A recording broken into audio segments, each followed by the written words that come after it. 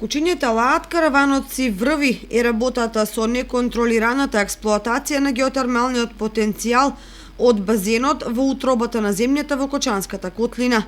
Сите знаат дека проблемот постои, ама никој не реагира или не реагира доволно за да се преземе нешто конкретно за да запре уништувањето на природниот алтернативен енергенс. За каков мокник станува збор ако се знае дека своевремено при регуларен концесионер Геотерма во состав на комуналното јавно претпријатие Водовод успеал да добие дополнителна концесија сам да врши експлоатација на топлата вода, неконтролирано да ја црпи и да не врши реинектирање на искористената, а при тоа да не сноси никаква одговорност.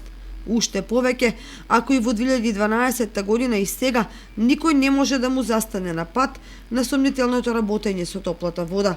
Во отсуство на произнесување на стручњаци по геотермија, драматично звучи податокот изнесен од директорот на комуналното јавно претпријатие Водовод дека за само 2 недели нивото од минус 55 е паднато на минус 60 метри под нормалата, и тоа само за 10 дена на почетокот на грејната сезона. Сега може да се претпоставува дека минусот е на 70, 80 или повеќе метри под нормалното ниво.